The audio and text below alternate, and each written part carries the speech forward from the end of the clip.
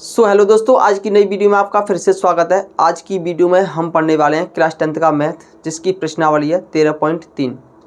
इसका पहला question solve करेंगे। तो आइए देखते हैं इसको कैसे सॉल्व करते हैं। त्रिज्या 4.2 सेंटीमीटर वाले एक धातु के गोले को पिघलाकर 6 सेंटीमीटर वाले एक बेलन के रूप में डाल दिया जाता है, तो बेलन की ऊंचाई ज्ञात कीजिए।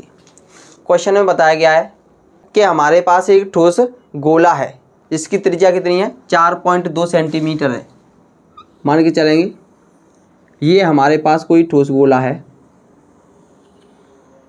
इसकी त्रिज्या 4.2 सेंटीमीटर है।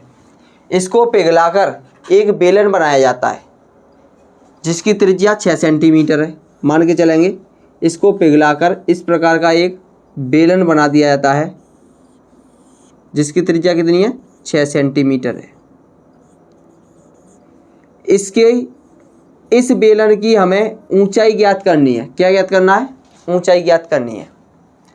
तो सबसे पहला पॉइंट कि ऊंचाई कैसे ज्ञात करेंगे, क्योंकि हमने इस गोले को पिघलाकर ये बेलन बनाया है, तो सीधी सी बात है कि इसका आयतन इसके आयतन के बराबर होगा, यानी कि इसका आयतन इसके आयतन के बराबर रख देंगे, इसकी ऊंचाई निकल जाएगी। क्लियर है? तो सबसे पहले लिखेंगे दिया है। क्या दिया है? गोले की त्रिज्या, गोले की त्रिज्या इसको मान लेंगे हम कैपिटल आर। कितनी दी गई है? 4.2 सेंटीमीटर। अगर हम बेलन की त्रिज्या की बात करें तो लिखेंगे बेलन की त्रिज्या। बेलन की त्रिज्या कितनी दी गई है, इसको हम स्मॉल आर मान लेंगे। ये दी गई है 6 सेंटीमीटर की। क्लियर है? तो अगर हमें इसका आयतन यानी कि इसकी ऊंचाई निकालेंगे तो आयतन को बराबर रखेंगे, तो लिखेंगे गोले का आयतन। गोले का आयतन किसके बराबर रखेंगे? बेलन के आयतन के बराबर। तो लिखेंगे बेलन का आयतन। गोले का आयतन कितना होता है? गोले का आयतन होता है 4/3 पाई आर क्यूब। क्योंकि यहाँ पर गोले की त्रिज्या हमने कैपिटल आर मानी है, तो यहाँ पर कैपिटल आर ही लिख देंगे। क्लियर है? इक्वल टू बेलन का आयतन कितना होता है? बेलन का आयतन होता है पाई आर स्क्वायर एच।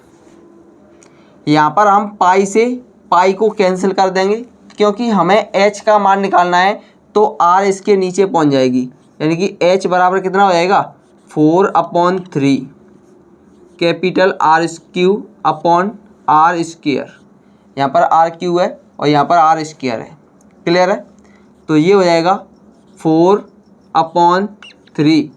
अगर हम आर क्यूब का मान निकालें तो आर क्यूब का मान कितना होगा, कैपिटल आर का मान कितना है, 4.2। तो लिखेंगे 4.2 into 4.2 into 4.2 upon small R का मान कितना है, 6।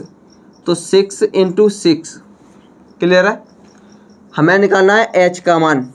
अगर हम 4.2 इंटू 4.2 इंटू 4.2 इंटू 4 का मल्टीप्लाई कर दें तो ये हो जाएगा 296.352। 296.352 अपॉन 6 का 6 में मल्टीप्लाई करेंगे तो कितना हो जाएगा, 36। 36 का 3 में मल्टीप्लाई करेंगे तो ये हो जाएगा 108।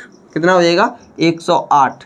अगर हम 108 का 296.352 में भाग दे दें तो ये हो जाएगा 2.744। कितना हो जाएगा, 2.744 सेंटीमीटर। किस में दिया है ये? सेंटीमीटर में दिया है, तो यहाँ पर लिख देंगे सेंटीमीटर।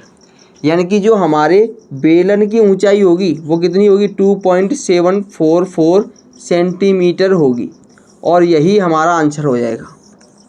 क्लियर है? इसी प्रश्नावली का अगला क्वेश्चन है क्वेश्चन नंबर 2। तो आइए देखते हैं इसको कैसे सॉल्व करेंगे। क्रमशः 6 सेंटीमीटर, 8 सेंटीमीटर और 10 सेंटीमीटर त्रिज्या वाले धातु के 3 ठोस गोलों को पिघलाकर एक बड़ा ठोस गोला बनाया गया है। इस गोले की त्रिज्या ज्ञात कीजिए। इस क्वेश्चन में बताया गया है कि हमारे पास 3 छोटे छोटे 3 गोले हैं जिनकी त्रिज्याएं क्रमशः 6 सेंटीमीटर, 8 सेंटीमीटर और 10 सेंटीमीटर हैं। इनको पिघलाकर एक बड़ा ठोस गोला बनाया गया है, उसकी त्रिज्या ज्ञात करनी है। तो सबसे पहले हम इसका चित्र बनाएंगे। मान के चलेंगे एक गोला हमारा ये है जिसकी त्रिज्या कितनी है R1 बराबर मान लेंगे 6 सेंटीमीटर। एक गोला ये है, इससे बड़ा है थोड़ा सा, इसकी त्रिज्या है R2 बराबर 8 सेंटीमीटर। और एक और गोला है वो थोड़ा सा इससे भी बड़ा है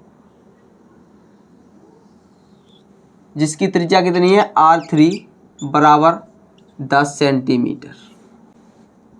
अगर इन तीनों गोलों को पिघला दिया जाए, पिघलाने के बाद एक बड़ा सा गोला बनाया जाए तो उसकी त्रिज्या ज्ञात करनी है। मान के चलेंगे ये बड़ा सा गोला है तो इस गोले की त्रिज्या हमें ज्ञात करनी है। मान लेंगे इसकी त्रिज्या है कैपिटल R। क्लियर है?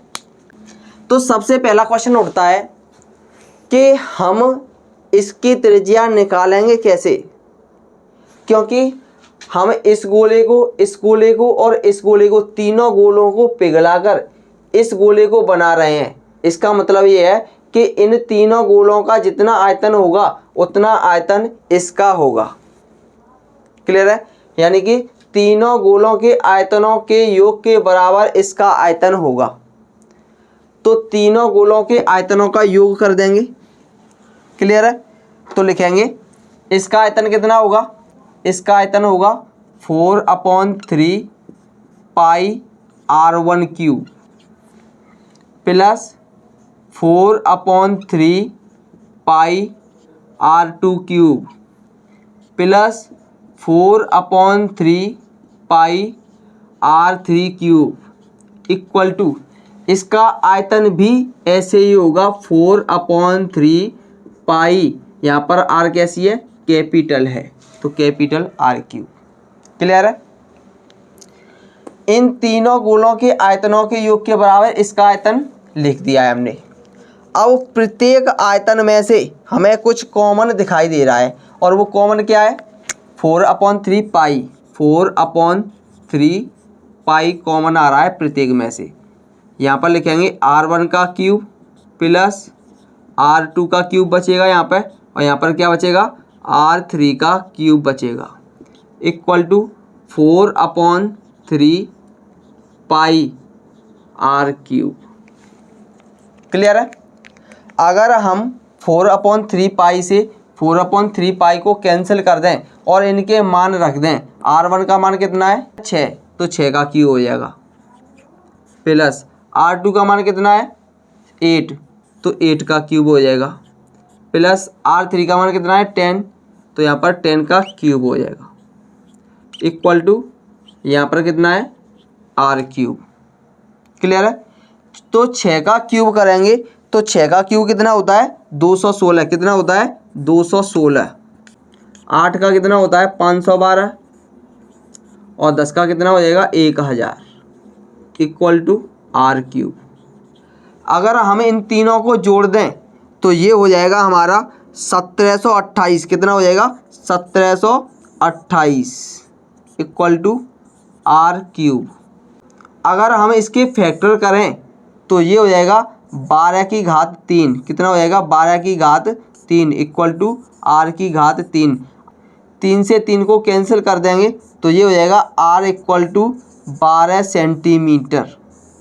इसका मतलब क्या है, इसका मतलब साफ है कि जो हमारा बड़ा गोला है इसकी त्रिज्या कितनी होगी, इसकी त्रिज्या 12 सेंटीमीटर होगी और यही हमारा आंसर हो जाएगा। क्लियर है?